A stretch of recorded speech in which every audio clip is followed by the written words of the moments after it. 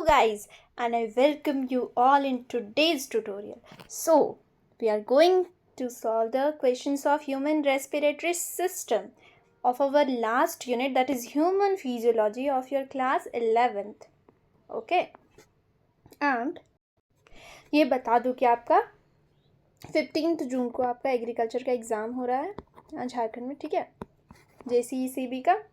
तो उस जिसमें कि बहुत लोगों को ये होता है कि बॉटनी पोर्शन से क्वेश्चंस ज़्यादा आते हैं क्योंकि ये एग्रीकल्चर का एग्ज़ाम है, ऐसा वो लोग को लगता है, बट ऐसा बिल्कुल नहीं है। जूलॉजी का जितना पोर्शन आता है उतना ही आपका बॉटनी से भी क्वेश्चंस आते हैं, मतलब इक्वली वेटेज रहता है दोनों से। तो दोनों पोर्शन यानी कि प्लांट फिजियोलॉजी और आपका एनिमल फिजियोलॉजी दोनों को इक्वली इम्पोर्टेंस दीजिए, दोनों को रिवाइज करिए, ठीक है। और अभी फोकस करिए रिवीजन पे, और जितना आपने अभी तक तैयारी की है एग्ज़ाम की उन सबको बार बार रिवाइज करिए, ठीक है। एंड प्लीज़ अपना कॉपी पेन प्लस फोकस लेकर के आइए और साथ साथ सॉल्व करते जाइए, बिकॉज़ क्योंकि अभी अगर आप बस वीडियो देखोगे तो ये हवा हो जाएगा, और जैसे जैसे क्वेश्चन सॉल्व करते जाएंगे साथ साथ में कहीं पे नोट डाउन करते जाएंगे तो वो आपके दिमाग में छपते जाएगा एक एक बात, और जैसे ही आप एग्जामिनेशन हॉल में देंगे एग्ज़ाम तो वो डायरेक्टली माइंड में आंसर आ जाएगा, मतलब जैसे जैसे क्वेश्चन आ रहा है वैसे वैसे आंसर भी दिमाग से आ जाएगा विदाउट एनी कन्फ्यूज़न, ठीक है। तो इसलिए साथ साथ लिखना बहुत ज़्यादा इम्पॉर्टेंट है। पहला टॉपिक है आपका रेस्पिरेटरी ऑर्गन्स। इस चैप्टर का first topic is your respiratory organs. इसका पहला सवाल है the respiratory organ in sponges. Sponges यानी कि आपका Porifera, that is your first animal phylum, ठीक है। पॉरीफेरा में जो रेस्पिरेटरी ऑर्गन होता है वो क्या होता है? General body surface, choanocytes, collar cells या फिर ऑल ऑफ दीज। तो इसका आंसर हो जाएगा आपका जनरल बॉडी सरफेस, यानी कि जो आपका पोर बियरिंग एनिमल्स पॉरीफेरेंस होते हैं उसमें आपका श्वसन बॉडी सरफेस से ही होता है, ये पोर से ही एक्सेल और इनहेल करते हैं, ठीक है। अब नेक्स्ट क्वेश्चन, प्लेटी हेलमिंथस रेस्पायर वाया। इसमें भी रिलेटेड क्वेश्चन है कि जो प्लेटी हेलमिंथस है यानी कि आपका फ्लैट वॉर्म्स है उनमें श्वसन कैसे होता है, बॉडी सरफेस से या फिर लंग्स से या फिर गिल्स या फिर ट्रैकियल सिस्टम। तो इसका आंसर हो जाएगा आपका बॉडी सरफेस से ही होता है, यानी कि जो आपके फ्लैट वॉर्म्स होते हैं उसमें रेस्पिरेशन आपका बाहरी सरफेस से ही, सतह से शरीर के हो जाता है bye simple diffusion, bye simple diffusion. अब नेक्स्ट क्वेश्चन है आपका round worms respire bye general body surface, moist cuticle, tracheal system या फिर बुक लंग्स। तो यहाँ पे जो राउंड वॉर्म्स है ये किस एनिमल फाइलम का बात कर रहा है? यहाँ पे बात कर रहा है आपका नेमाट हेलमिंथस, नेमाट हेलमिंथस या फिर बोलिए तो एस्केलमिंथस, ठीक है। और ये जो राउंड वॉर्म्स होता है इसमें थोड़ा सा एडवांसमेंट होता है क्योंकि ये प्लेटी हेलमिंथस के बाद आते हैं। तो यहाँ पे जनरल बॉडी सरफेस यानी कि शरीर के बाहरी सतह से ना होकर के केवल मॉइस्ट क्यूटिकल से होता है। अब ये मॉइस्ट क्यूटिकल क्या होता है? मॉइस्ट क्यूटिकल होता है थोड़ा सा वाइटिश लाइक लेयर या फिर कुछ पोर्शन जो आपका हल्का वाइटिश या फिर थोड़ा पेल येलो लाइक है या फिर ट्रांसपेरेंट भी हो सकता है। जैसे कि हम लोग नेल की बात करें, यहाँ पे देख सकते हैं आप लोग, ये आपका थंब है, ये आपका नेल है, ये हार्ड पार्ट हो गया, this is your hard part, ठीक है। और यहाँ पर जो पोर्शन रहता है हल्का सा, जो मतलब जहाँ से आउट ग्रोथ होता है इसके रूट एरिया में, उस पोर्शन को हम लोग बोलते हैं क्यूटिकल। तो कुछ ऐसे एरियाज होते हैं आपके राउंड वॉर्म्स में भी पाए जाते हैं जो कि हेल्प करता है आपका रेस्पिरेशन करने में, ठीक है। तो यहाँ पे आंसर क्या हो गया आपका? Moist cuticle. अब next question, annelids show respiration by tracheal tubes, book lungs, gills या फिर पर्लमन्स। पर्लमन्स मतलब होता है लंग्स या फिर लंग्स। तो एनालिड्स, अगर एनालिड्स की बात करें तो मोस्टली एनालिड्स में आपका GBS that is general body surface से ही सिंपल डिफ्यूजन से रेस्पिरेशन अकर करता है, लेकिन यहाँ पे कहीं भी आप लोग देख सकते हैं स्किन का ऑप्शन नहीं है। तो यहाँ पे बात कर रहा है आपका एक्वाटिक एनालिड्स का। एक्वाटिक मतलब कि जो पानी में रहते हैं, वैसे एनालिड्स रेस्पिरेशन कैसे करते हैं? वैसे एनालिड्स पानी में रहते हैं वो आपका गिल्स से करते हैं, ठीक है। थोड़ा सा यहाँ पे क्वेश्चन ध्यान देने वाला था। अब नेक्स्ट एक्वाटिक आर्थ्रोपोड्स। आर्थ्रोपोड्स यानी कि योर लार्जेस्ट एनिमल फाइलम, जहाँ पे आपका कॉकरोचेस, बटरफ्लाइज इंक्लूडेड है, ठीक है, वो वाला एनिमल फाइलम। तो उसमें एक्वाटिक आर्थ्रोपोड्स का रेस्पिरेशन कैसे होता है? बुक गिल्स, गिल्स, पर्लमन्स या फिर ऑल ऑफ दिस। इसका आंसर हो गया आपका गिल्स। ये जो बुक गिल्स होता है ये आपका मॉलस्क्स में होता है, मॉलस्क्स में। ओके अब next respiration through skin is also known as, यानी कि स्किन के थ्रू रेस्पिरेशन जैसे कि आपका फ्लैटवर्म्स में हुआ था उसको क्या कहते हैं? क्यूटेनियस, ब्रांकियल या फिर पर्लमनरी या फिर बोथ 1-2। पर्लमनरी से तो आप लोग निकाल सकते हो कि ये पर्लमन्स के थ्रू होता होगा, यानी कि लंग्स के थ्रू, जैसे कि मैमल्स हो गए। ब्रांकियल यानी कि आपका गिल्स के थ्रू होता है, जैसे कि फिशेज। और वहीं क्यूटेनियस आपका हो जाएगा स्किन के थ्रू, क्यूटेनियस आपका स्किन के through. That will be your answer. अब next respiration through skin is seen in aves. Aves यानी कि आपका बर्ड्स, बर्ड्स में देखा जाता है। बर्ड्स में कैसे होगा? उसमें तो उसका लंग्स होता है, बर्ड्स में भी आपका लंग्स पाया जाता है ह्यूमन की तरह। मैमल्स, मैमल्स यानी कि वी ह्यूमंस। एम्फीबियंस, एम्फीबियंस मतलब कि वैसे एनिमल्स जो आपका एक्वाटिक में भी रहते हैं और लैंड में भी रहते हैं, मतलब पानी में भी रहते हैं और ज़मीन में भी रहते हैं, जैसे कि फ्रॉग्स। फ्रॉग्स में आपका स्किन के थ्रू रेस्पिरेशन देखा जाता है या फिर नहीं। या फिर पाइसेस, पाइसेस यानी कि आपका फिशेस, तो फिशेस में स्किन के थ्रू नहीं होता है, उसमें बस गिल्स के थ्रू होता है। तो यहाँ पे आंसर क्या हो जाएगा आपका? एम्फीबियंस, यानी कि फ्रॉग्स में आपका रेस्पिरेशन थ्रू स्किन देखा जाता है, जस्ट लाइक योर फ्लैटवर्म्स। अब नेक्स्ट टॉपिक आता है आपका human respiratory system. Human respiratory system, इसका पहला सवाल, common passage of food plus air is larynx, pharynx, trachea, both 1 and 3, that is larynx और trachea दोनों। तो वो पोर्शन को क्या बोलते हैं जहाँ से फूड और एयर आपका साथ में आता है, जैसे कि डाइजेशन करने वक्त, जैसे कि हम लोग खाना यहाँ से लिया माउथ से, ये आपका अंदर जाता है ऐसे, ये आपका बाइफरकेट कर जाता है, आगे आपका लैरिंग्स हो गया और पीछे आपका फूड पाइप, ये आपका food pipe, this is your,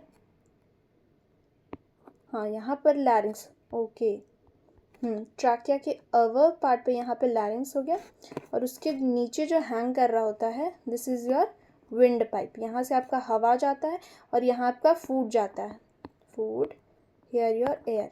और ये जो पोर्शन है यहाँ आपका फूड प्लस एयर दोनों एक साथ मौजूद रहता है, तो इस पोर्शन का नाम क्या है? इसको लैरिंग्स कहते हैं, फैरिंग्स कहते हैं या फिर ट्रैकिया कहते हैं।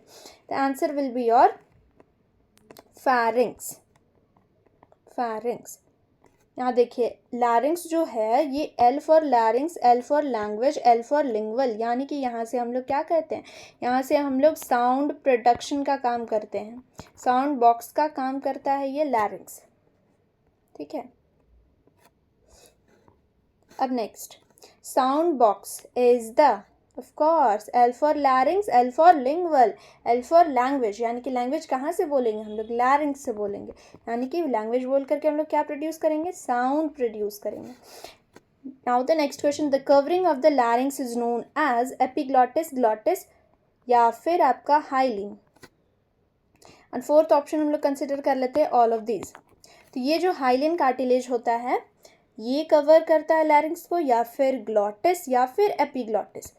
तो मैं बता दूं कि ये जो आपका लैरिंग्स है, लैरिंग्स का जो अपर माउथ वाला पार्ट होता है उसी को ग्लॉटिस कहते हैं, और ये जो अपर माउथ को कवर किए हुए रहता है वो क्या कहलाएगा आपका? एपीग्लॉटिस, यानी कि ग्लॉटिस के अपर वाला part, that is epiglottis. This is a glottis and जो कार्टिलेजिनस फ्लैप इसको कवर करता है उसको हम लोग बोलते हैं एपीग्लॉटिस। अच्छा ये कवर क्यों करता है? क्योंकि यहाँ जैसे कि इसमें एयर जाता है अंदर और इसके पीछे आपका फूड पाइप प्रेजेंट रहता है जहाँ पे आपका फूड जाता है, तो यहाँ जो इसके ऊपर वाला जो पार्ट होता है यहाँ फैरिंग्स एरिया, जहाँ फूड प्लस एयर दोनों साथ में आता है, कहीं ये फूड खाते वक्त आपका लैरिंग्स में इंटर ना हो जाए, लैरिंग्स में इंटर ना हो जाए, इसलिए हम इसको कवर किया जाता है एपीग्लॉटिस से, ताकि ये जो स्वालो हो जाए फूड आपका आराम से ईसोफागस में, फूड पाइप में, और उसके बाद फिर एपिग्लॉटिस ओपन अप हो जाता है। फिर से जब खाना हम लोग च्यू करते हैं स्वालो करने वक्त फिर से ये एपिग्लॉटिस आपका कवर हो जाता है। तो ये आपका रिपीट करता है साइकिल। अब next bifurcation of the trachea occurs in the dash thoracic vertebra. तो आपका थोरासिक कैविटी का जो वर्टिब्रा होता है, ठीक है, रिब्स होते हैं, वो किस रिब्स के पास आकर के बाइफरकेट करता है आपका ट्रैकिया। अब ये बाइफरकेशन क्या है, तो बाइफरकेशन रिफर्स की, जैसे कि आपका ट्रैकिया आया, आपका विंड पाइप आया, ये आपका बाइफरकेट कर जाता है to enter in the left lung and this is your right lung, okay, right lung and this is your left lung. तो ये ट्रैकिया बाइफरकेट किया, दो बराबर हिस्सों में बंट जाता है, दो रास्ते यहाँ से शुरू हो जाते हैं ताकि ये दो लंग्स में इंटर कर सके, एक आपका राइट साइड, दूसरा आपका लेफ्ट साइड। तो ये जो बाइफरकेट होता है वो किस रिब, मतलब किस वर्टिब्रा, किस नंबर के वर्टिब्रा पे जाकर के बाइफरकेट करता है, ये होगा आपका आंसर 5th नंबर। अब next, the lungs has dash pleural layer. कितने प्लूरल लेयर पाए जाते हैं, तो यहाँ से ये देख सकते हैं कि देखिए, एक जो आपका लेयर होता है ये मस्कुलर लेयर हो गया, इसके आउटसाइड में आपका 2 लेयर पाया जाता है। कितने लेयर, 2 लेयर, एक आपका inner pleura and the outer one will be your outer pleura, ठीक है। किस लिए प्रेजेंट रहता है, ताकि इसको प्रोटेक्शन दे सके, ताकि शॉक एब्जॉर्प्शन का काम कर सके, ठीक है।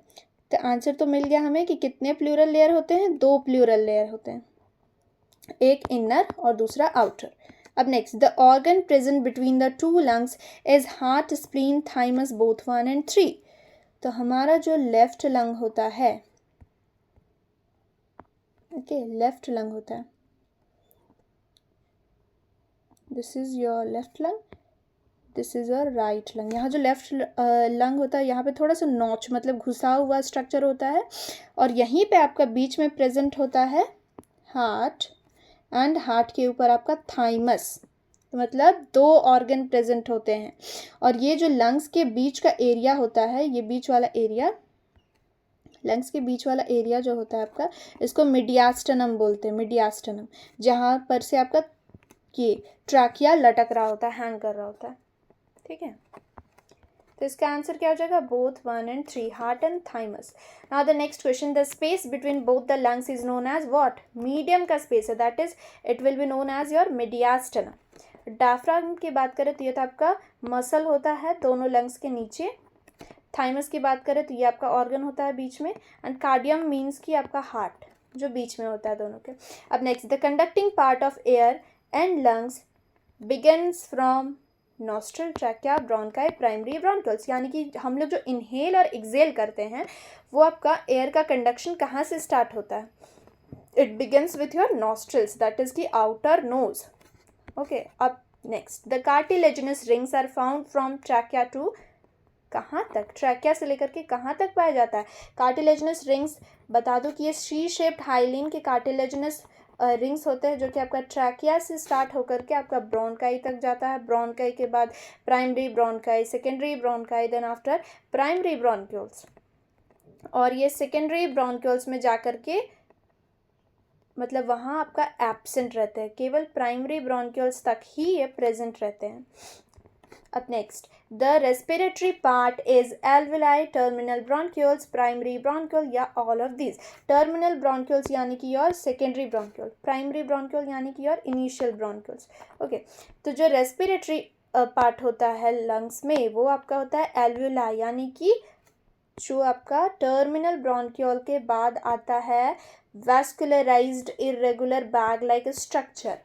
इसी के आसपास आपका कैपिलरी प्रेजेंट होता है और यहीं से आपका गैसेस एक्सचेंज होता है।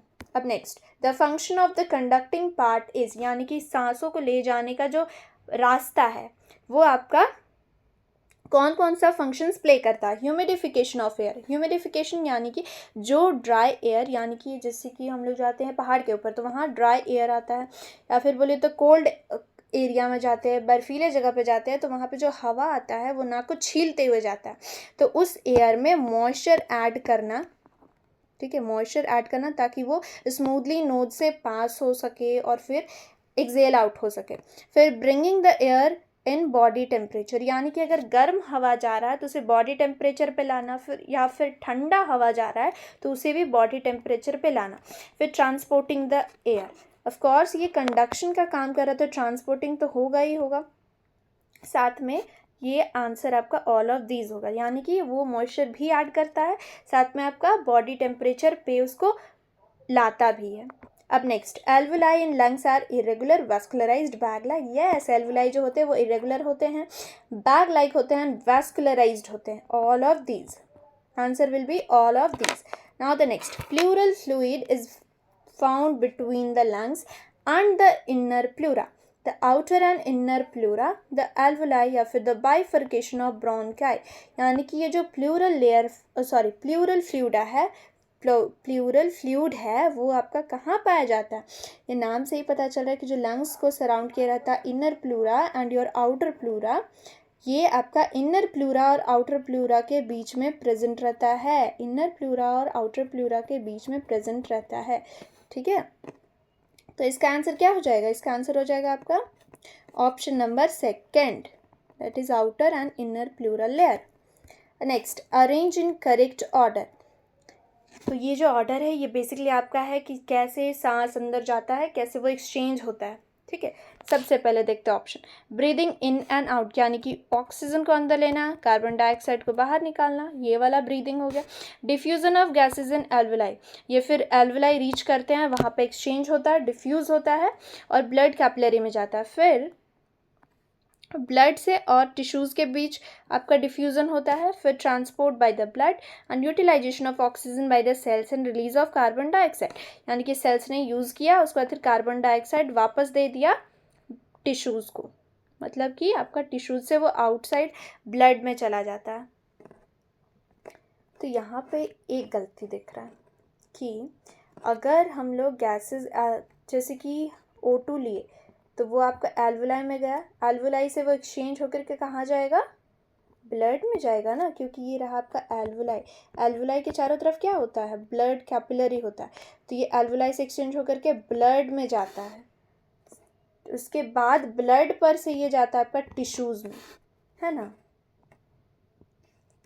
देखिए, तो ये आपका पहले होना चाहिए था डी ऑप्शन, उसके बाद फिर ये आना चाहिए था कि diffusion between blood and tissues, then after your utilisation of oxygen by the cells and release of carbon dioxide. यहाँ से टिश्यूज से आपका सेल्स में ये चला जाता है यूटिलाइजेशन के लिए। तो ऑप्शंस देखते हैं, यहाँ पे तो रिपीटेशन हुआ है ऑप्शंस का, let me change it. B, C, D, A, E, then after your C, B, D, A, E, कौन सा ऑप्शन सही होगा? A, B, C, D, E, ये तो कैंसिल आउट हो गया। अभी मैंने गलती बताया था कि ट्रांसपोर्टेशन पहले होता है ब्लड से, उसके बाद आपका डिफ्यूज़न होगा ब्लड एंड टिश्यूज़ के बिटवीन में, है ना।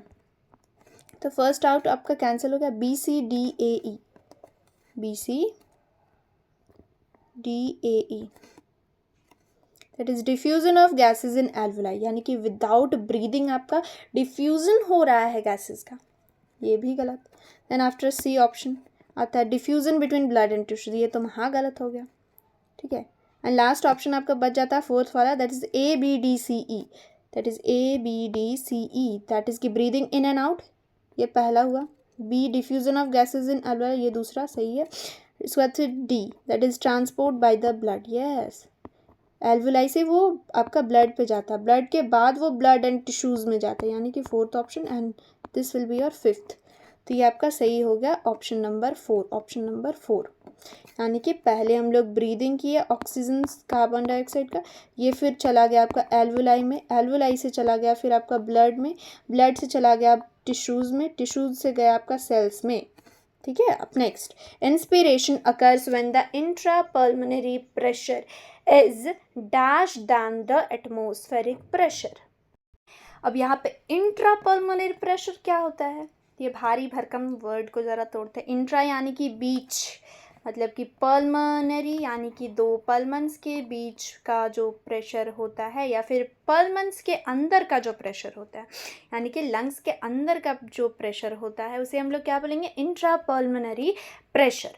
तो अगर हमें इंस्पिरेशन करना है, इंस्पिरेशन यानी कि इनहेल करना है, सांसों को अंदर लेना है, हमें नोज के थ्रू लंग्स में भेजना है, तो उस टाइम पे हमारा जो पल्मोनरी प्रेशर रहेगा, यानी कि लंग्स के अंदर का प्रेशर रहेगा, वो क्या होना चाहिए as compare to atmospheric pressure?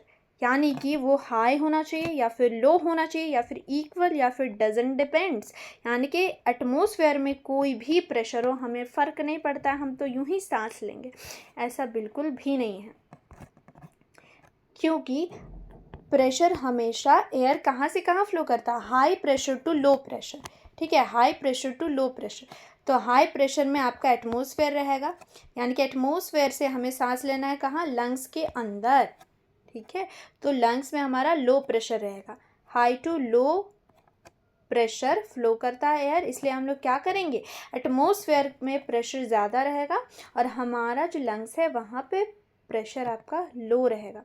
अच्छा, लंग्स के अंदर का प्रेशर हम लोग कम कैसे करेंगे, तो अगर इंस्पिरेशन कर रहे हैं तो लंग्स के अंदर का प्रेशर हम लोग कम कैसे करेंगे,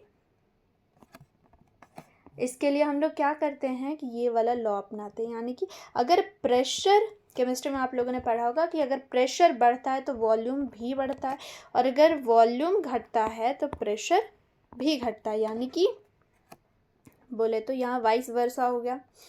यहाँ पे मैंने बोला कि अगर वॉल्यूम आपका बढ़ेगा तो प्रेशर भी बढ़ेगा, और प्रेशर बढ़ेगा तो वॉल्यूम भी बढ़ेगा, वैसे ही वॉल्यूम घटेगा तो प्रेशर भी घटेगा, और प्रेशर घटेगा तो वॉल्यूम भी घटेगा, यानी कि वॉल्यूम के बढ़ने से प्रेशर भी बढ़ता है और वॉल्यूम के घटने से प्रेशर भी घटता है, यानी कि आपका प्रेशर जो है वो डायरेक्टली प्रोपोर्शनल है आपका वॉल्यूम के।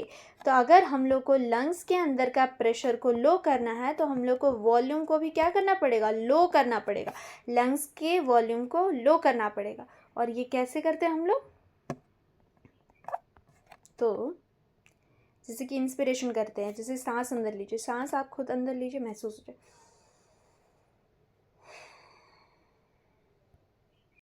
तो अगर सांस ले लिया हो तो ज़रा आंखें खोल के देखिए कि कर दी ना हमने उल्लुओं वाली बात। अरे प्रेशर मतलब मैं जो बोलूँगी वही आप लोग मानोगे क्या, बिल्कुल गलत। प्रेशर आपका इन्वर्सली प्रोपोर्शनल होता है वॉल्यूम के, यानी कि अगर प्रेशर बढ़ेगा तो वॉल्यूम घटेगा, और वॉल्यूम मतलब और प्रेशर आपका घटेगा तो वॉल्यूम आपका बढ़ेगा। बॉयल्स लॉ नहीं पढ़े हो केमिस्ट्री में, बॉयल्स लॉ आपका केमिस्ट्री में जो बोलता है कि अगर प्रेशर बढ़ रहा है यानी कि P V is equal to K, यानी कि V is equal to 1/P, that is inversely proportional रहता है। अगर वॉल्यूम बढ़ाओ तो प्रेशर घटेगा, और अगर वॉल्यूम को घटाओ तो प्रेशर बढ़ेगा, यानी कि जब हमने सांस लिया तो हमारा जो था चेस्ट वो फूलता है, ठीक है, और इसी के साथ उसका क्या होता है, थोरेसिक कैविटी का वॉल्यूम बढ़ता है, और इसी के वजह से प्रेशर हमारे लंग्स का कम होता है, और क्योंकि ये कम हो गया तो एटमॉस्फेरिक प्रेशर जहाँ पे हाई प्रेशर है एयर का वहाँ से एयर अंदर आ जाता है, दैट इज़ की इंस्पिरेशन हो जाता है। तो यहाँ पे ध्यान देना कि वॉल्यूम बढ़ाने से प्रेशर घटता है, बढ़ता नहीं है, घटता है, ठीक है। तो इंस्पिरेशन के लिए क्या करना पड़ेगा हम लोग को, इंट्रापल्मोनरी प्रेशर को लो रखना पड़ेगा एटमॉस्फेरिक प्रेशर से, ओके। अब next, pressure gradients are created by set of special muscles known as internal intercostal muscles, external intercostal muscles, diaphragm, या फिर all of these, and the answer will be your all of these, all of these. अब diaphragm तो समझ में आ गया कि जो lungs के नीचे आपका एक मस्क डोम शेप्ड मसल रहता है वो। अब ये इंटरनल इंटरकोस्टल मसल्स क्या होता है, तो दिस इज़ की जैसे आपका ये रहा आपका lungs, right lung, and this is your left lung, इन दोनों को कवर करने के लिए मतलब प्रोटेक्शन के लिए यहाँ पे आपका रिब्स रहता है, ओके, नीचे डायफ्राग्म रहता है, इसका भी पर्पस रहता है, यहाँ पे स्टर्नम हो गया दोनों को जोड़ने वाला, ठीक है। तो जो दो रिब्स के बीच में आपका मसल्स भी रहता है, यहाँ पे आप खाली तो नहीं छोड़ सकते ना कि अगर बुलेट आए डायरेक्टली आपका पर्स कर गया लंग्स को तो सीधे तो ऊपर, तो इसलिए क्या करते हैं कि यहाँ पे मसल्स दे दिया गया होता है। इंटरनल अंदर की साइड में आपका इंटरनल इंटरकोस्टल मसल्स रहेगा और बाहर की साइड में आपका एक्सटर्नल इंटरकोस्टल मसल्स। तो जैसे ही हम लोग सांस लेते हैं, ठीक है, तो वहाँ पे प्रेशर ग्रेडियंट जो अभी हमने बात किया था कि प्रेशर ग्रेडियंट या इंस्पिरेशन के टाइम में कैसा रहता है, एटमॉस्फेयर में ज़्यादा एंड आपका लंग्स में लो, तो लो जो कर रहे हैं हम लोग वो प्रेशर ग्रेडियंट हुआ। वैसे ही सांसें जब छोड़ेंगे यानी कि एक्सपायरेशन टाइम में क्या होगा, आपका एटमॉस्फेरिक प्रेशर से ज़्यादा होगा आपका लंग्स का प्रेशर। तो ये जो प्रेशर ग्रेडियंट क्रिएट होता है ये आपका तीनों यानी कि diaphragm and internal and external intercostal muscles के हेल्प से जनरेट किया जाता है। अब next, the thoracic volume in anterior posterior axis is increased by the contraction of sternum, external intercostal muscles, diaphragm या फिर इंटरनल इंटरकोस्टल मसल्स। यानी कि जो थोरासिक वॉल्यूम है वो आपका इंटीरियर पोस्टीरियर एक्सिस में बढ़ाना है, तो किसके कॉन्ट्रैक्शन से बढ़ेगा वो? अब ये इंटीरियर पोस्टीरियर एक्सिस क्या होता है, तो एनसीईआरटी में एकदम कड़े शब्दों में लिख दिया गया है, और इसका मतलब आपको क्या बोलते हैं, इसका ये मीनिंग कहीं भी जल्दी समझाया नहीं जाता है, जबकि ये बहुत ही ज़्यादा इम्पॉर्टेंट है। जैसे कि ये हो गया आपका लंग्स का ऊपर वाला साइड जो होगा वो होगा आपका इंटीरियर साइड, नीचे वाला आपका पोस्टीरियर साइड में आपका डायफ्राग्म रहता है, ऊपर साइड में आपका यहाँ से क्या होता है, ट्रैकिया इंटर करता है आपका, ये हो गया थोरासिक कैविटी। ठीक है, तो ये जो ऊपर नीचे मतलब कि अगर हम लोग सांस ले रहे हैं और उस वक्त इसका वॉल्यूम बढ़ाना है इस कैविटी का, लंग कैविटी का, तो हम लोग कैसे बढ़ाएंगे, कहाँ पे खिंचाव, किसके कॉन्ट्रैक्शन से? पहला ऑप्शन देखते हैं। पहला ऑप्शन है आपका स्टेरनम होता है आपका, जैसे कि रिब्स, जितने भी रिब्स आते हैं दोनों साइड से लंग्स के, इन दोनों का जो मीटिंग पॉइंट रहता है यहाँ पे एक स्वॉर्ड लाइक आपका तलवार के जैसे बोन रहता है, उसी को स्टेरनम कहते हैं। दूसरा ऑप्शन है आपका एक्सटर्नल इंटरकोस्टल मसल्स, यानी कि जो आपका रिब्स के बीच में मसल्स रहता है बाहर की साइड पे, उसको एक्सटर्नल इंटरकोस्टल मसल्स। थर्ड है डायफ्राग्म आपका नीचे पोस्टीरियर साइड में रहता है। उसके बाद फोर्थ है इंटरनल इंटरकोस्टल मसल्स, यानी कि अंदर के साइड जो आपका मसल रहता है वो वाला। ठीक है, तो यहाँ पे आंसर क्या हो जाएगा, मतलब अगर हम लोगों को वॉल्यूम बढ़ाना है एंटीरियर और पोस्टीरियर एक्सिस पे, ऊपर और नीचे की एक्सिस पे, तो किसका कॉन्ट्रैक्शन से बढ़ेगा? ये आपका होगा डायफ्राग्म के कॉन्ट्रैक्शन से। क्यों? क्योंकि ये आपका बेजल एरिया में प्रेजेंट रहता है, और जैसे ही ये आपका डोम शेप्ड है अभी, जैसे ये नीचे कॉन्ट्रैक्ट करता है तो इसका वॉल्यूम का चेंज इस पे अफेक्ट करता है, और लंग्स भी कॉन्ट्रैक्ट करता है, उसका साइज भी बढ़ जाता है। अब next, the thoracic volume is increased by the sternum, external intercostal muscles and dorsoventral axis, anterior posterior axis, both 1 and 2 यानी दोनों, या फिर लेटरल एक्सिस यानी कि साइड वाला, जैसे कि ये लंग्स है, यहाँ पे आपका फेस है। ठीक है, तो फेस के साइड आपका ये वेंट्रल एक्सिस हो गया, और फिर जिधर आपका पीठ है वो आपका डॉर्जल एक्सिस होता है, ऊपर में आपका इंटीरियर एक्सिस, नीचे आपका पोस्टीरियर एक्सिस, और जो साइड वाला एक्सिस होता है that is your lateral axis. तो यहाँ पे आंसर क्या हो जाएगा, डॉर्जो वेंट्रल एक्सिस, यानी कि आपके पीठ के तरफ वाला एक्सिस और आपके आगे यानी कि फेस की तरफ का एक्सिस बढ़ता है आपका स्टेरनम और फिर इंटरनल और एक्सटर्नल कोस्टल मसल्स के हेल्प से। ठीक है, अब next, increase in the thoracic volume dash the pulmonary volume, यानी कि थोरासिक वॉल्यूम में इंक्रीज या फिर डिक्रीज या फिर नो इफेक्ट एट ऑल या फिर इंक्रीज द प्रेशर। अगर थोरासिक वॉल्यूम को बढ़ाते हैं, यानी कि जो आपका 2 लंग्स एंड योर डायफ्राग्म वाला एरिया है, अगर उसके वॉल्यूम को बढ़ाते हैं, बढ़ाना यानी कि इन्फ्लैट करना, योर बढ़ाना, इतना साइड था छोटा उसे फुला करके मैंने बड़ा कर दिया, यानी कि इंस्पिरेशन टाइम जो होता है। ठीक है, तो ये आपका पल्मनरी वॉल्यूम यानी कि लंग्स के वॉल्यूम को क्या करता है, बढ़ाता है या फिर घटाता है, या फिर कोई भी इफेक्ट नहीं करता है, या फिर प्रेशर को बढ़ा देता है। तो यहाँ पे साफ साफ दिख रहा है कि अगर ये थोरासिक वॉल्यूम बढ़ेगा तो उसके अंदर का जो ये लंग्स है वो भी बढ़ेगा। जैसे कि मैं समझाती हूँ, जैसे कि हम लोग एक बलून, पिचका हुआ बलून है, ठीक है, मतलब कि उसमें एयर नहीं है। अब जैसे ही यहाँ पे मैंने एक हार्ट बनाया पेन से, तो जैसे इसमें हवा डालते गए ये फूल गया तो उस टाइम क्या होता है, ये जो हार्ट का शेप है ये थोड़ा बिगर अपीयर होता है, भले वो डल दिखे या फिर थोड़ा सा ब्लर दिखे लेकिन वो बिगर हो जाता है। और वहीं फिर से वापस से जब हवा निकाल देंगे तो फिर ये वापस से जो हार्ट का साइज़ है वो एकदम छोटा सा हो जाएगा। ठीक है, तो ये क्या दिखाता है कि अगर थोरैसिक का वॉल्यूम हम लोग बढ़ाएंगे, थोरैसिक का वॉल्यूम बढ़ाएंगे तो उस मतलब इस डब्बे का वॉल्यूम हम लोग बढ़ाएंगे तो इसके अंदर जो लंग्स रहेगा, 2 डब्बे रहेंगे, उसका भी वॉल्यूम इंक्रीज़ करेगा। और वहीं अगर इसका वॉल्यूम घटाएंगे तो इसका भी जो वॉल्यूम है वो भी घटेगा। तो यहाँ पे कौन सा ऑप्शन सही होगा कि increase in the thoracic volume will increase your pulmonary volume, option 1। Next, the relaxation of sternum यानी कि रिब्स को जोड़ने वाला हड्डी स्टेरनम, डायफ्राग्म यानी कि लंग्स के नीचे वाला dome shaped muscle, intercostal muscles यानी कि रिब्स के बीच वाला जो मसल्स है, brings the dash down and increase the dash in the pulmones यानी कि लंग्स के ऑप्शन वॉल्यूम को बढ़ाता है या मतलब वॉल्यूम को घटाता है या फिर प्रेशर को बढ़ाता है, या फिर प्रेशर को घटाता और वॉल्यूम बढ़ाता है, या फिर प्रेशर और प्रेशर को घटाता बढ़ाता है, या फिर वॉल्यूम को घटाता बढ़ाता है।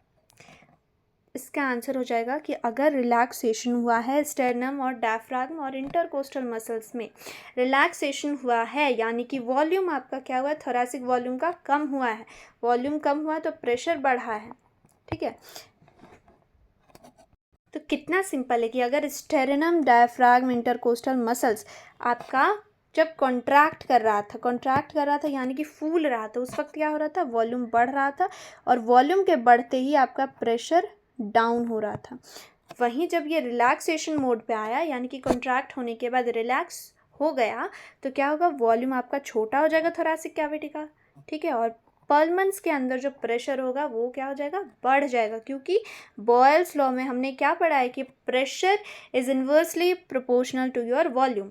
अब नेक्स्ट, एक्सपायरेशन नीड्स यानी कि जो हम लोग एयर निकाल रहे हैं, dash pressure in the atmosphere than our pulmones यानी कि एटमोसफेयर का प्रेशर लो होना चाहिए, हाई होना चाहिए, इक्वल, या फिर unaffected by the pressure outside, क्या होना चाहिए, तो आपका एटमोसफेयर का प्रेशर कम होना चाहिए, लोअर होना चाहिए, दैट इज ऑप्शन 1। अब next, breathing rate of adult human is, कितना होता है एक एडल्ट ह्यूमन का ब्रीदिंग रेट यानी कि पर मिनट वो कितने टाइम ब्रीद करता है, दैट इज 12 to 16 टाइम्स पर मिनट। यहाँ पे बहुत सारे कैंडिडेट्स कंफ्यूज हो जाते हैं क्योंकि यहाँ पे ऑप्शन में आपका 72 टाइम्स पर मिनट भी दिया हुआ रहता है, जो कि आपका क्या है, ये आपका हार्ट का बीटिंग रेट होता है, मतलब कि 1 मिनट में दिल कितनी बार धड़कता है, 72 बार। और बहुत सारे लोग इस पे टिक लगा के आ जाते हैं, जबकि इसका सही आंसर क्या होगा कि बस 12 से 16 बार हम लोग सांस लेते हैं, 12 से 16 बार। और दूसरा सवाल, the instrument to measure air volumes in the lungs is known as, यानी कि हमारे लंग्स में जितना भी हवा का जो झोंका चल रहा है अगर उसको नापना है तो किस इंस्ट्रूमेंट के मदद से नापेंगे, तो that will be your spirometer, spirometer. Now the next topic, that is respiratory volumes and capacities. Respiratory volumes and capacities. The first, TV, that is tidal volume, is the dash amount of air inspired या फिर expired. मुझे लगता है यहाँ पे बच्चे बहुत ज़्यादा कंफ्यूज होते हैं, सो आई शुड एक्सप्लेन हेयर। सो देखें, जैसे कि टीवी क्या होता है, टीवी होता है कि जो नॉर्मल एयर हम लोग नॉर्मली जैसे कि नॉर्मल सांस ले रहे हैं और नॉर्मल सांस छोड़ रहे हैं, उसको हम लोग टाइडल वॉल्यूम के नाम से जानते हैं, यानी कि जिसका मेज़र आपका 500 ml होता है। 500 ml, एक बार में 500 ml हवा अंदर गया और 500 ml बाहर आया, यही आपका टाइडल वॉल्यूम होता है। ठीक है, और अगर पर मिनट की बात करें, पर मिनट का टाइडल वॉल्यूम तो वो होता है आपका 12 बचे 700 ml से 16 बचे 80 100 ml। तो मैंने क्या किया, जो आपका 12 से 16 टाइम्स पर मिनट हम लोग सांस लेते हैं, यही रेट होता है ना हमारा ब्रीदिंग रेट, तो 12 को 5 से ही मल्टीप्लाई कर दिया, that is 12 5 60 100 ml and 16 5 80 100 ml. This is your tidal volume. उसके बाद आपका आता है, हाँ तो देखिए, TV is the dash amount of air inspired और एक्सपायर्ड. तो कौन सा कंडीशन में, तो आपका नॉर्मल कंडीशन में. ये आंसर मिल गया हमें. Next, additional volume of air a person can expire forcibly. यानी कि यहाँ पे जो हम लोग टाइडल वॉल्यूम वो था आपका नॉर्मल, हम लोग सांस ले रहे हैं या फिर निकाल रहे, ठीक है. लेकिन यहाँ पे पूरा एडिशनल वॉल्यूम जो कि फोर्सिबली, फोर्स लगा करके ज़बरदस्ती हम लोग सांस जो घुसा रहे हैं, सॉरी एक्सपायर कर रहे हैं मतलब निकाल रहे हैं, उसको क्या बोलेंगे, ये होगा आपका एक्सपिरेटरी रिजर्व वॉल्यूम, यानी कि ज़बरदस्ती का हवा निकालना लंग्स से. अब next, RV that is residual volume. ये होता है आपका कि लंग्स के अंदर हम लोग टीवी यानी कि नॉर्मल एक्सपायरेशन किए, नॉर्मल हवा निकाले, उसके बाद ज़बरदस्ती का एक्सपीरेटरी रिजर्व वॉल्यूम लगा करके, मतलब इस सांस से जितना मन उतना, जितना ताकत लगा करके निकालने के बाद भी हवा यहाँ पे जो बच जाए लंग्स के अंदर, उसको हम लोग रेसिडुअल वॉल्यूम कहते हैं. यानी कि जो रेसिड्यू हो गया, यानी कि बचा हुआ है लंग्स के अंदर, चाहे तुम कितना भी ताकत लगा लो, मैं बाहर नहीं निकलूँगा. तो इसका जो मेज़र होता है ये कितना होता है, ये आपका होता है 1100 से 1200 ml. That is option number 1. Next, TLC that is total lung capacity. Total lung capacity क्या होता है, TV plus IRV. That is TV मतलब टाइडल वॉल्यूम, दैट इज़ कि नॉर्मल कंडीशन में इंस्पिरेशन और एक्सपिरेशन. दूसरा इंस्पिरेटरी रिजर्व वॉल्यूम, यानी ज़बरदस्ती का इंस्पिरेशन करना, इनहेल करना, ठीक है, ज़बरदस्ती का आपका एक्सपिरेशन करना. RV मतलब कि मैं ढीठ हूँ, मैं तो रेसिड्यू के जैसे रहूँगा ही लंग्स में, चाहे तुम कितना भी ज़बरदस्ती एक्सपिरेशन कर लो, ठीक है. तो ये चारों जो होता है इसी को हम लोग टोटल लंग कैपेसिटी कहते हैं. यानी कि लंग का जितना भी कैपेसिटी है, जितना भी क्षमता है, वो आपका टोटल लंग कैपेसिटी हो गया, ये वाला ऑप्शन. इसी के साथ यहाँ पे दूसरे ऑप्शन भी देखते हैं. दूसरा ऑप्शन आपका VC plus RV that is residual volume plus VC.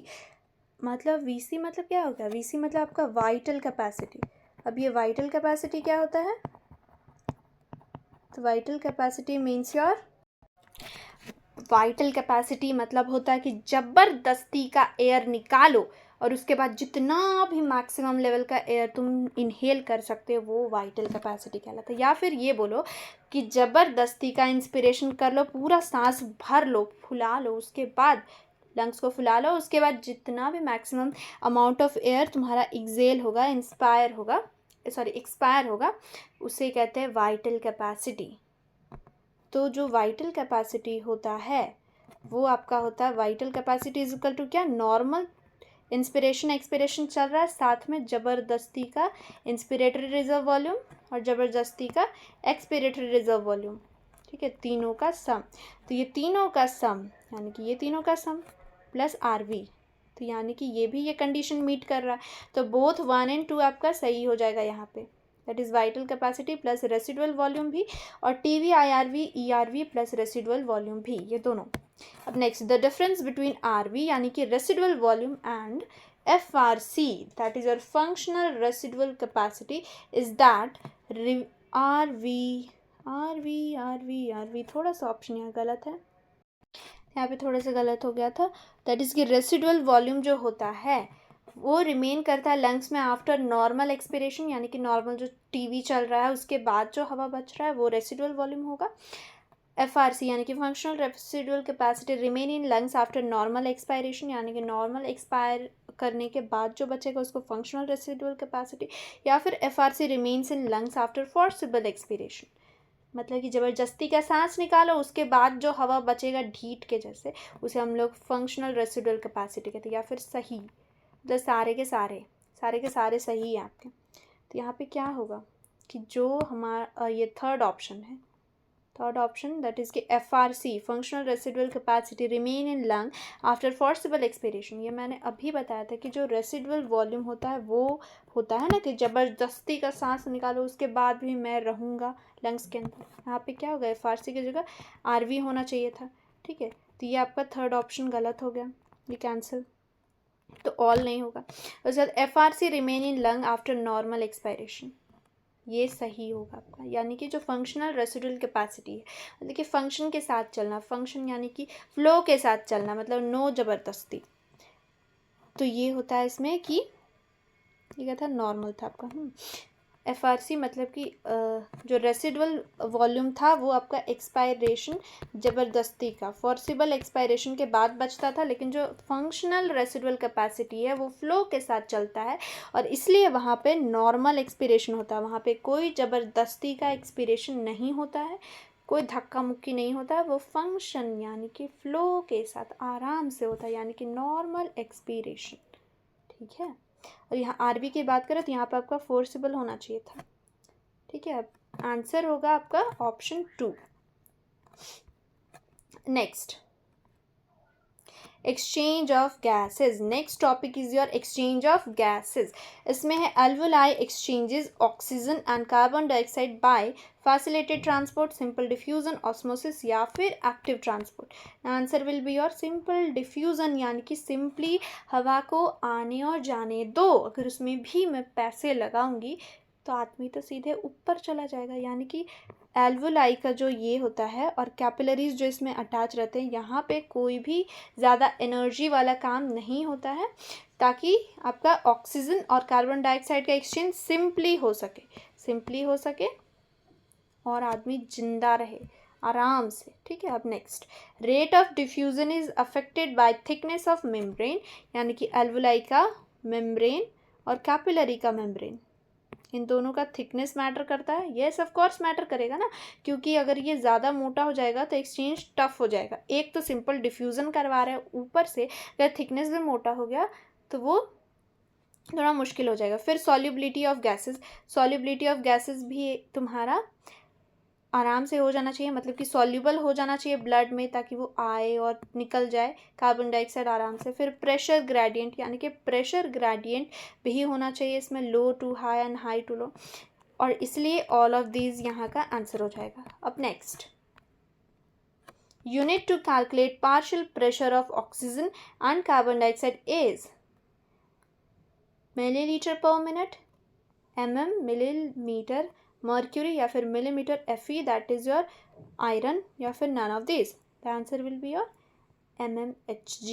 तो इसी में आपका पार्शियल प्रेशर मेजर किया जाता है ऑक्सीजन एंड कार्बन डाइऑक्साइड का। Next, solubility of carbon dioxide in blood is dash than oxygen, यानी कि कार्बन डाइऑक्साइड का सॉल्युबिलिटी ब्लड में ऑक्सीजन से कम है या फिर ज़्यादा है या फिर सेम है या फिर वेरी लो है। तो इसका आंसर हो जाएगा कि कार्बन डाइऑक्साइड का हायर होता है ऑक्सीजन से, यानी कि अगर ब्लड पे कार्बन डाइऑक्साइड डालो तो कार्बन डाइऑक्साइड बहुत ही ज़्यादा इजीली सॉल्युबल हो जाता है, कैरिड हो जाता है इन कंपेयर टू ऑक्सीजन थोड़ा सा भाव खाता है। अब next, layers of the diffusion membrane consists of squamous epithelium of alveoli, endothelium of capillary, basement substance. Answer will be your all of these.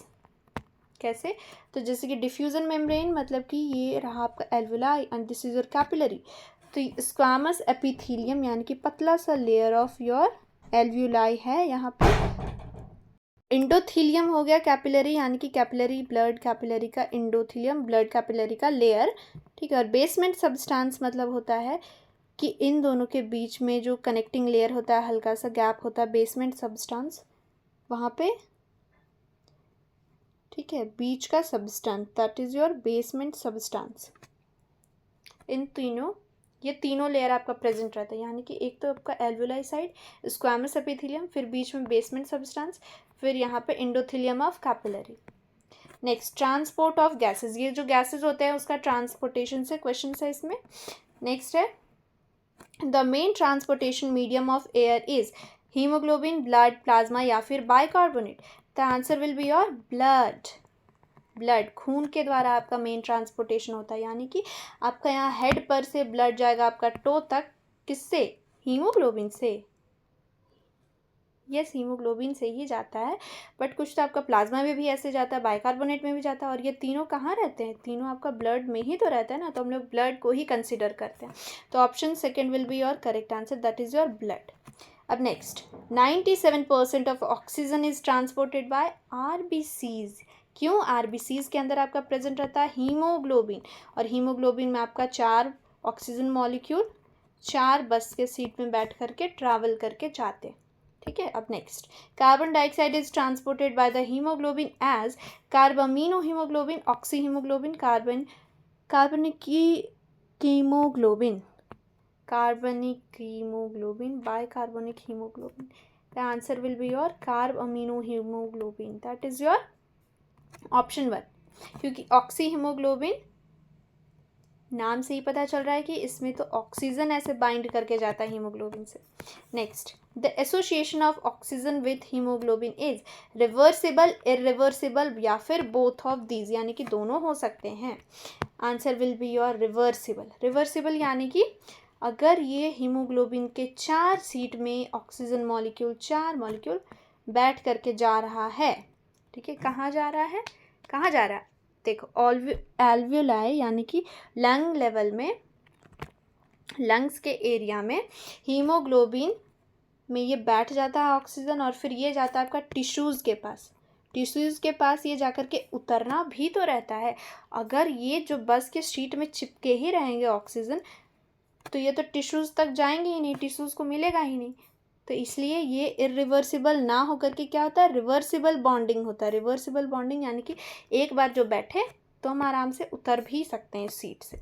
अब next, every 100 ml of oxygenated blood, यानी कि O2 carrying blood gives dash ml of oxygen to the tissues, यानी कि 100 ml मैंने oxygenated blood भेजा है tissue के पास, तो उसमें से कितना ml ऑक्सीजन उसको मिला? तो इसका आंसर हो जाएगा 5 ml, यानी कि 100 में से आधा भी नहीं मिला। आधा क्या, या तो कुछ भी नहीं मिला, 10% भी नहीं, जस्ट योर 5 ml ही मिला। अब next, association of oxygen with haemoglobin occurs in where? Your lungs area, यानी कि एल्वुलाई में वो बाइंड कर जाता है कहाँ? हीमोग्लोबिन के साथ। अब next, oxygen haemoglobin dissociation curve gives dash shape, it gives your sigmoid shape, यानी कि ऐसा एस लाइक शेप देता है ग्राफ, जब हम लोग बनाते हैं किसका? ऑक्सीजन और हीमोग्लोबिन के बीच का डिसोसिएशन का।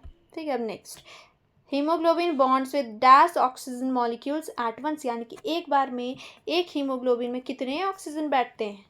तो 4 सीट है तो 4 ऑक्सीजन ही बैठेंगे, that is your option 2। Next, favourable conditions for binding of oxygen with haemoglobin is, यानी कि अगर ऑक्सीजन हीमोग्लोबिन के साथ अटैच हो रहा है, रिवर्सिबली अटैच हो रहा है, उसकी सीट में जाकर के बैठ रहा है, तो उसके लिए कौन कौन सी कंडीशन चाहिए? तो ये बोलेगा, क्या बोलेगा कि हमको खिड़की साइड बैठना है, ठीक है, हम लोग भी बोलते हैं, और फिर हमें हवा आना चाहिए खिड़की से, ठीक है, और फिर हरे भरे दृश्य दिखने चाहिए, और फिर वहाँ कार्बन डाइऑक्साइड कम होना चाहिए, उसके साथ टेम्परेचर भी कम होना चाहिए, तभी ना हम खिड़की साइड बैठेंगे। तो इसका मतलब कि क्या? हाई PO2 होना चाहिए। Favourable conditions for binding of oxygen with haemoglobin, अगर मुझे सीट में बैठना है हीमोग्लोबिन के बस में, ठीक है, तो मुझे क्या चाहिए?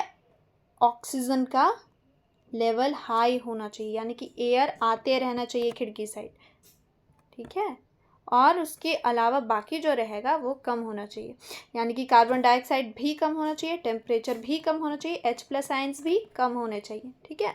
अब next, every 100 ml of deoxygenated blood gives dash ml of carbon dioxide to alveoli, यानी जैसे कि हम लोग 100 ml ऑक्सीजनेटेड ब्लड भेजे थे टिश्यूज़ के पास, तो इसमें से बस 5 ml उसको मिलता था। तो वैसे ही यहाँ पे सेम क्वेश्चन पूछ रहा है, लेकिन in case of carbon dioxide के केस में, कि जब वो एल्वुलाई में कार्बन डाइऑक्साइड को रिलीज़ करने जा रहा है, एक्सपायरेशन करने जा रहा है, तो उस टाइम पे 100 ml डीऑक्सीजनेटेड ब्लड में कितने ml वो एल्वुलाई को दे देता है कि जा भाई तू बाहर लेके जा इसको। तो इसका आंसर हो जाएगा बस 4 ml, ओनली 4 ml। थोड़ा सा ये कार्बन डाइऑक्साइड क्या निकला, कुछ ज़्यादा ही चिपकू निकला, इसलिए तो कार्बन डाइऑक्साइड का सॉल्युबिलिटी ब्लड के साथ ज़्यादा है और ये निकलने समय भी बस 4 ही ml, यानी कि 1 ml तुम्हारा कम बाहर जा रहा है। ठीक है, अब नेक्स्ट रेगुलेशन ऑफ रेस्पिरेशन, यानी कि श्वसन की प्रक्रिया को रेगुलेट कैसे किया जाए, उस पे question. Respiratory rhythm is mainly maintained by, यानी कि श्वसन का जो रिदम चल रहा है उसको मेंटेन कैसे करते हैं, medullary pons, aortic arch and carotid artery, and yes all of these answer will be all of these. Next chemosensitive area is based on the level of carbon dioxide, H+ ions, temperature both 1 and 2। Answer will be your both 1 and 2। यानी कि अगर तुम्हारे शरीर में carbon dioxide और H+ ions का मात्रा बढ़ेगा तो ये जो कीमोसेंसिटिव एरिया है, कीमोसेंसिटिव यानी कि केमिकल्स को सेंस करके बताता है शरीर को कि प्लीज़ भाया तुम थोड़ा ऑक्सीजन का मात्रा बढ़ा दो। क्यों? क्योंकि कार्बन डाइऑक्साइड और H+ आयंस का मात्रा बढ़ गया है, तो इसको निकालना है, इसे बाहर फेंकना है। ठीक है, अब next respiratory rhythm centre is located in your medullary area. Answer will be your medullary area. तो थोड़ा सा मैं यहाँ पे बता दूँ कि ये जो टॉपिक था एनसीईआरटी में, मैं शॉर्ट में बता देती हूँ। ये जो आपका मेड्युलरी एरिया था उसमें आपका रेस्पिरेटरी रिदम सेंटर रहता है और इसी के बगल में आपका कीमोसेंसिटिव एरिया रहता है जो कार्बन डाइऑक्साइड और H+ आयन के कंसंट्रेशन पे काम करता है कि अगर ये ज़्यादा हो गया तो ये बॉडी को ट्रिगर करता है ऑक्सीजन का लेवल बढ़ाने के लिए। वहीं जो पोन्स एरिया है वहाँ पर आपका न्यूमोटैक्सिक सेंटर पाया जाता है, न्यूमोटैक्सिक सेंटर, और ये भी आपका रेगुलेट करता है किसको, रेस्पिरेटरी रिदम को। ओके, वैसे यहाँ का आंसर क्या था आपका, आंसर था आपका मेड्युलरी एंड ओके। अब डिजीजेज आता है, एंड डिजीजेस तो इतना शॉर्ट है, इतना ईजी कि क्या ही बोले, इसमें क्वेश्चन लिखने का मन ही नहीं किया मेरे को। देखो पहला डिजीज आता है आपका एज़मा। ये मैंने क्या पढ़ दिया, ये तो अस्थमा है। अरे हिंदी में इसको अस्थमा पढ़ते हैं बट इंग्लिश में एज़मा। क्या बोलेंगे, एज़मा बोलो मेरे साथ, एज़मा। ठीक है, एज़मा में होता है तुम्हारा कि वीजिंग होता है, मतलब कि एलर्जी हो जाता है आपका ब्रोंकाई और ब्रोंकियल्स का, जिसकी वजह से खांसी आने लगता है। ठीक है, और इसके बाद जो आपका सेकेंड डिजीज था वो डिजीज था आपका एम्फीसेमा में क्या होता है कि इसमें आपका इन्फ्लेमेशन हो जाता है एल्वियोलाई में, डायरेक्टली आपका एल्वियोलाई में, और वो ड्राई हो जाता है, थोड़ा सा सिकुड़ जाता है, इसका जो सरफेस एरिया होता है वो सिकुड़ जाता है। क्यों सिकुड़ता है, क्योंकि हमने स्मोकिंग कर दिया, सिगरेट का स्मोकिंग किया, जिसके वजह से इसका जो एरिया था इन्फ्लेटेड एरिया, वैस्कुलराइज्ड एरिया जो था वो सिकुड़ करके छोटा हो जाता है। इसकी वजह से क्या होता है, गैसेस का एक्सचेंज कम होता है, और ये आपका एक क्रॉनिक डिजीज़ है, ये आपका क्रॉनिक डिजीज़ हो जाता है, मतलब कि जब तक जान है तब तक हम तुमको छोड़ेंगे नहीं, इसलिए स्मोकिंग को तुम छोड़ दो, समझे। अब थर्ड आता है ऑक्यूपेशनल रेस्पिरेटरी डिजीज़, यानी कि ऑक्यूपेशन के वजह से होने वाला डिजीज़, जैसे कि जो सीटा रहता है, यानी कि आपका एस्बेस्टस रहता है ना, एस्बेस्टस के फैक्ट्री में जो मजदूर काम करते हैं उसके एल्वुलाई में एस्बेस्टस का जो रेसिड्यूज़ रहता है वो जाकर के फंस जाता है, क्योंकि वो ज़्यादा लंबे समय तक अगर वो एस्बेस्टस के फैक्ट्री में काम करता है, ठीक है, तो वो आपके सांसों के द्वारा अंदर चला जाता है, इसके छोटे छोटे पार्टिकल्स, और वो एल्वुलाई को जाकर के ब्लॉक कर देते हैं, कुछ ब्रोंकाई को ब्लॉक करते हैं, जिसकी वजह से सरफेस एरिया कम होता है, और वहाँ पर भी क्या होता है, गैसेस का एक्सचेंज आपका कम होने लग जाता है, तो ये आपका प्रॉब्लम क्रिएट करता है। वैसे ही आपका ये इसके केस में भी होता है, फाइब्रोसिस हो गया, ठीक है, और इसलिए हम लोग इंडस्ट्रीज़ में ये बोला जाता है कि एक प्रोटेक्टिव मास्क का यूज़ करें जैसे कि कार्बन मास्क हो गए, ठीक है, और बचे रहें, ठीक है। तो इसी के साथ हमारा ये चैप्टर फिनिश होता है। And thank you so much कि आप लोगों ने इतनी पेशेंसली पूरे एंड तक वीडियो को देखा, एंड आई होप कि आपको समझ में आया। अगर कोई भी डाउट हो तो प्लीज़ कमेंट सेक्शन में भेज दीजिएगा। आई विल ट्राई कि उसको मैं सॉल्व कर सकूँ नेक्स्ट वीडियो में, ठीक है। तो ऐसे ही रिवाइज करते रहिए सारे क्वेश्चंस को सारे चैप्टर के साथ, और please be happy. Thank you so much, bye bye, मिलते हैं नेक्स्ट वीडियो में।